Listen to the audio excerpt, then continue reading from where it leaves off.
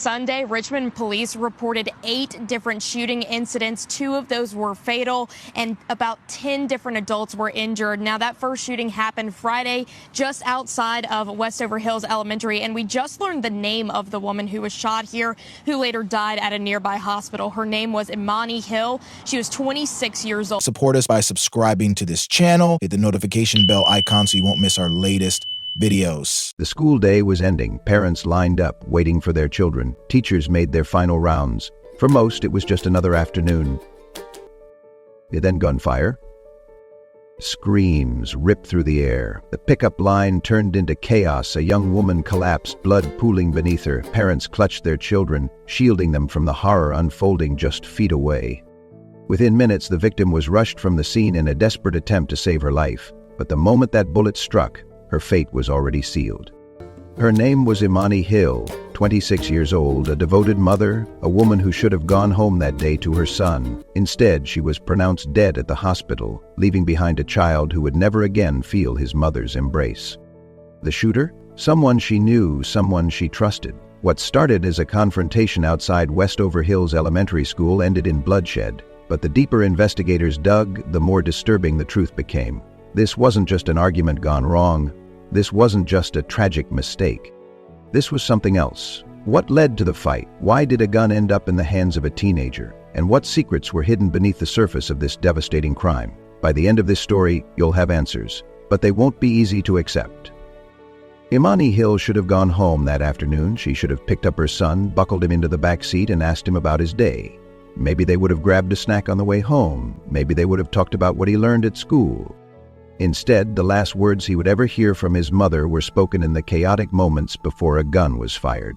By the time the news broke, her name was already being shared across the city. Headlines labeled her as a victim, a statistic in another act of violence that had become all too common in Richmond. But for the people who knew her, the ones who loved her, she was so much more.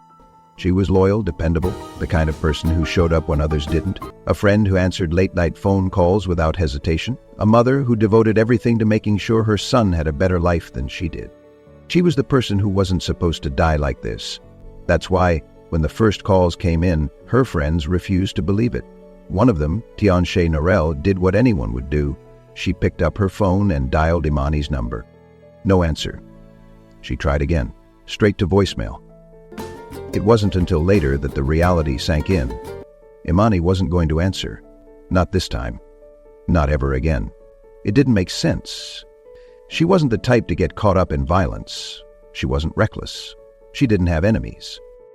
And yet, on that warm October afternoon, outside an elementary school filled with children, someone pulled the trigger, and Imani Hill became a casualty of something much bigger than she could have ever anticipated.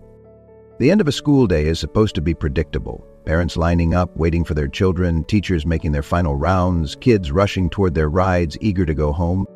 October 14th, 2023, started no differently. 2 p.m. The school day was nearly over. The parking lot at Westover Hills Elementary was filling with cars. Parents sat in the pickup line, some checking their phones, others listening to the radio, thinking about nothing more than getting their children home. Imani Hill was one of them, but while she waited, something else was happening just a few feet away. Tension was building, a confrontation, a fight, voices rising. Some saw it happening but didn't think much of it at first. Arguments weren't uncommon, especially in a crowded pickup zone. But this wasn't a simple disagreement. This was personal. Then a gun was drawn. The air shifted, the kind of silence that only lasts a second but somehow feels much longer. Then a single shot. Everything changed. For a moment, no one moved. No one breathed. And then, reality hit all at once. Screams. Parents abandoning their cars, running toward the school doors. Teachers rushing children inside, shielding them from what they weren't supposed to see. In the middle of it all, Imani fell. She had come to pick up her son. Now she was bleeding out on the pavement in front of the school where he learned, played, and laughed. Somewhere in the chaos, a decision was made. There was no time to wait for an ambulance. Someone grabbed her, pulled her into a car, raced toward the nearest hospital. Maybe in those moments, they believed she could be saved. Maybe they thought that if they drove fast enough, if they got there in time, everything could be undone. But by the time they arrived, it was already too late. Imani Hill was gone, Within minutes, Richmond police flooded the area. They locked down the school, blocking off the front entrance, taping off the parking lot. Inside, students and teachers were ordered to stay put. What had started as a normal day had suddenly turned into something unimaginable. Parents who had pulled up expecting to see their children instead saw police cars, flashing lights, and crime scene tape. Some of them arrived after the gunshot, not knowing what had happened, only to be met with the chilling realization that it had happened outside their children's school. One mother, who arrived just minutes after the shooting, spoke to reporters later. "I got the email from the school saying everything was safe, but when I pulled up and saw all the police, I knew something was wrong. My son was supposed to be coming outside, but instead I had no idea if he was safe. No parent should have to feel that way." The school dismissed students behind the building near the parking lot of a Family Dollar. Children, still clutching their backpacks, still wearing the same outfits they had put on that morning, walked out in silence, past police cars, past crime tape, past the spot where moments earlier a mother had been shot down. For some, the weight of what had happened wouldn't fully register until later.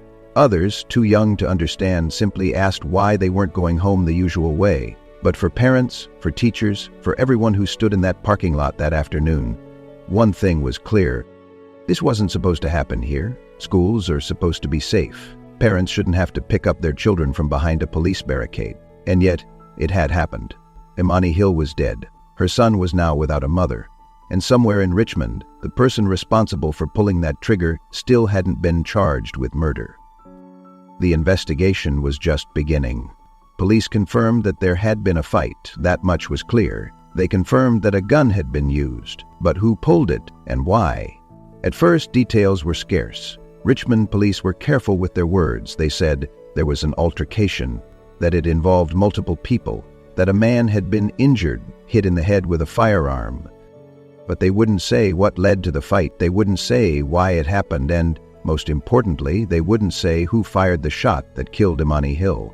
The public wanted answers. Imani's friends and family wanted justice.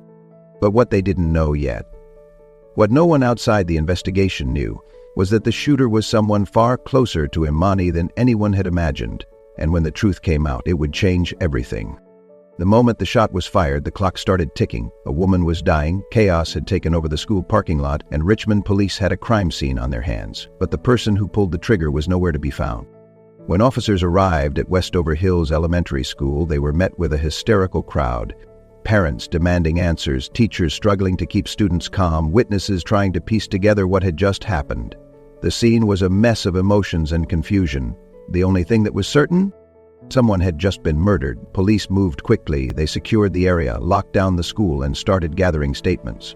Witnesses told them about the fight that had broken out moments before the shooting. They described the tension, the yelling, the sudden shift from an argument to something far more dangerous.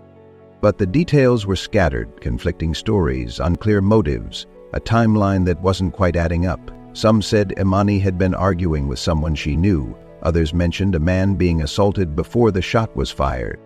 Then there was the most unsettling part. The shooter hadn't run away. He had simply disappeared into the crowd. By the time night fell, the entire city knew Imani Hill's name. News reports flooded in. Mother shot and killed outside a Richmond elementary school.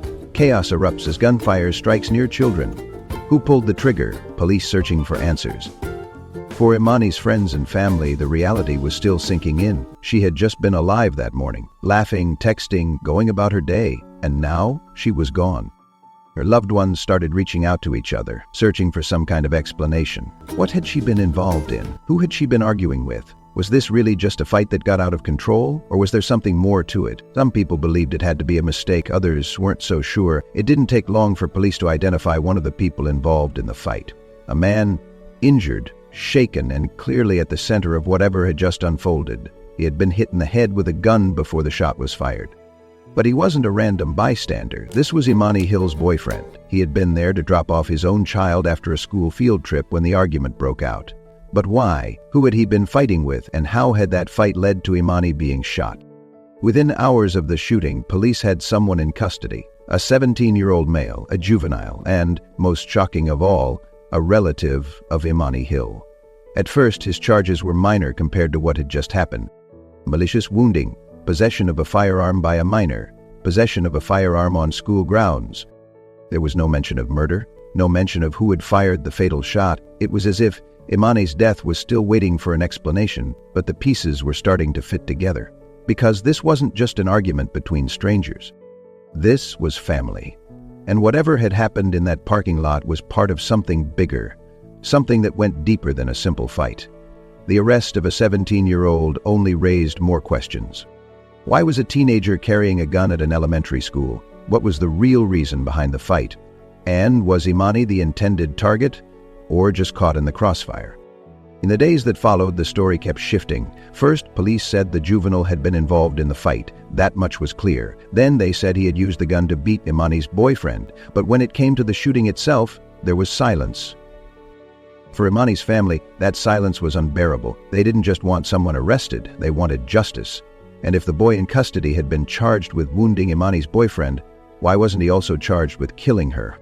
Behind the scenes, tensions were growing. Imani's family wanted the truth, but how do you process the idea that the person responsible for killing your daughter, your cousin, your niece, was another family member? The connections between Imani and the teenager weren't fully clear at first. Some called them distant relatives. Others suggested their relationship was much closer than people realized. Whatever the case, this was personal. This wasn't just a tragedy. This was a betrayal. And yet, despite the growing pressure, despite the news reports, despite the community demanding answers, police still weren't calling it murder. For now, the investigation continued. But when the truth finally came out, it would shake Richmond to its core. For days after Imani Hill was shot outside Westover Hills Elementary School, the city of Richmond was left with more questions than answers. A young mother was dead, a teenager, a family member, was in custody, a school had been turned into a crime scene, and yet, the one question everyone was asking remained unanswered. Who fired the shot that killed Imani? The silence from law enforcement only deepened the confusion. The 17-year-old suspect had been charged, but not with murder, at least not yet. The community waited, Imani's family waited, and then the truth started to emerge. Police pieced together the moments leading up to the shooting. It hadn't started with a gun, it had started with a fight, a confrontation outside the school entrance. Imani, her boyfriend, and 2 other family members. The details were still murky, but one thing was clear. This wasn't random. It wasn't just a heated argument between strangers. It was something deeper, something personal. Witnesses described escalating tension, voices raised, emotions running high. Then violence. The 17-year-old relative stepped in not just with words but with force. He attacked Imani's boyfriend, striking him in the head with a gun. At some point during the chaos, the firearm was discharged, and in that split second, everything changed. Imani fell. A mother who had come to pick up her son was now bleeding out on the pavement. The fight was over, the damage was done, and the shooter, Imani's own family, was standing just feet away. For a while, it seemed like no one wanted to say it. The police hesitated to call it intentional. The 17-year-old suspect was in custody, but the charges against him seemed to stop short of the truth. People wanted justice. Imani's family wanted answers. And then, the case took a turn. The charges were upgraded. No longer just malicious wounding. No longer just possession of a firearm on school grounds. Now the teenager was being charged with murder. The moment the announcement was made, the weight of what had happened became undeniable. This wasn't just an argument gone too far. A mother had been killed by a member of her own family. And the more the details unraveled, the more devastating the reality became. What could have led a teenager to bring a gun to a school? What could have escalated a family dispute to lethal violence? And most chilling of all, was Imani the intended target, or had she been caught in the middle of something meant for someone else? For many, the thought was unbearable. The 17-year-old had struck Imani's boyfriend first. That part was clear. But was the gun fired on purpose, or was it an accident? Investigators weren't saying much. But one thing was certain, the bullet found its mark, and Imani Hill was never going to wake up. For her friends, her family, and the community that had been shaken by this crime, the questions kept coming. How does a teenager cross the line from a fight to pulling a trigger? How does a family member become a killer? And could this have been stopped before it ever began? In the days following the shooting, the grief turned into something else. Outrage. This wasn't just about Imani Hill. This was about a school parking lot turned into a crime scene. This was about a city drowning in gun violence. 8 different shootings had taken place that same weekend. 2 people dead, 10 others wounded. This wasn't an isolated incident. This was part of a pattern, one that people were sick of seeing. Community leaders began speaking out, parents began demanding answers, and inside Westover Hills Elementary School, a staff of teachers and administrators were left grappling with something no school should ever have to deal with. How do you make children feel safe again after witnessing something like this? The principal of the school stood before the Richmond Public Schools Board and didn't hold back. There was a shooting at my school, on the front doorstep. She spoke about the trauma left behind, the students who were now forced to live with the memory of that day, the staff who had to look into the eyes of children and tell them that somehow everything was going to be okay. But would it? Would anything change? Or was this just going to be another headline, another tragedy that people would eventually move on from? Imani's death wasn't just another statistic, it was a wake-up call. And as the teenager responsible for pulling the trigger sat behind bars awaiting trial, the city of Richmond was left asking itself, where do we go from here? The case isn't over. The 17-year-old will face trial. The truth about what really led to that fight will come out in the courtroom, but no matter what happens, the outcome remains the same. A son is left without his mother, a family is left divided by a crime that never should have happened, and a school parking lot meant for after-school pickups and childhood laughter will forever be marked by the sound of a gunshot that never should have been fired. Justice will come, but will it be enough? Or will Imani Hill's name become just another reminder of a tragedy that could have been prevented? For most, October 14, 2023 was just another day. For Imani Hill's family, it was the day their world shattered beyond repair. The death of a young mother is not just a loss, it's a rupture that never fully heals. Her son, too young to understand the weight of what had happened, would grow up knowing his mother was stolen from him. Her friends, the ones who used to call her in the middle of the night for advice or laughter, now found themselves staring at their phones, knowing they'd never hear her voice again. Her mother, forced to bury her daughter, was left grappling with a question no parent should ever have to face. How do you go on after this? And then there was the city. Richmond, Virginia, a place already struggling with violence, a place where parents were now wondering if school parking lots were safe anymore. If a mother could be shot waiting to pick up her child, then where, exactly, was safe? The candlelight vigils came first. People gathered, some who had known Imani personally, others who had only heard her name after her death. They held photos, posters, signs demanding justice. Some prayed, some cried, but all of them stood there, knowing that their city had lost something precious that day. One of Imani's closest friends spoke through tears. She was the one who was always there, always just a phone call away. And now we have to live in a world where she's not here anymore. A world where a young boy would grow up without his mother. A world where a school parking lot, meant for pickups and after-school conversations, was now the site of a killing. A world where a 17-year-old was behind bars, his life also destroyed by the decision to pull a trigger. There was no undoing it, no second chances. The pain left behind didn't fade, it only spread, infecting the people who had loved Imani, the ones who had counted on her, the ones who would have done anything to bring her back. Richmond was no stranger to gun violence, but this was different. The conversations weren't just happening in quiet living rooms or among grieving families anymore. They were happening at the highest levels of the city. Parents stood before the Richmond Public Schools Board demanding action. City officials were pressured to address the growing violence near schools. Some were angry.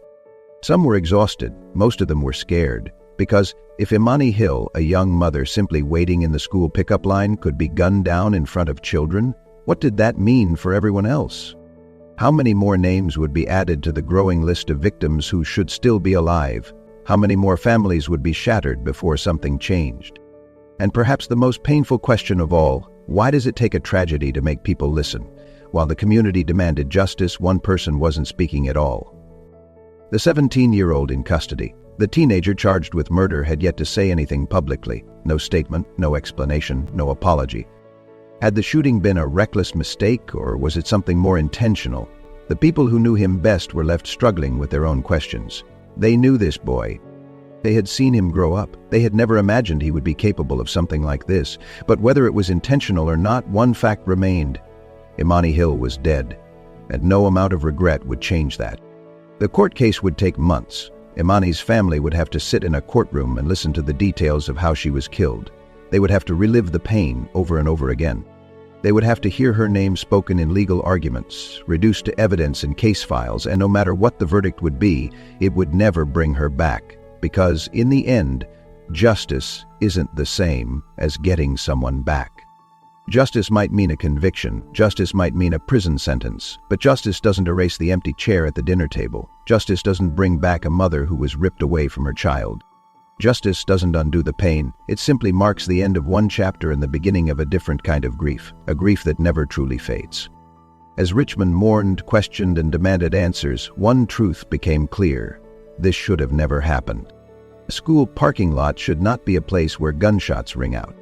A child should not be left without a mother because of a senseless act of violence. And yet, here we are.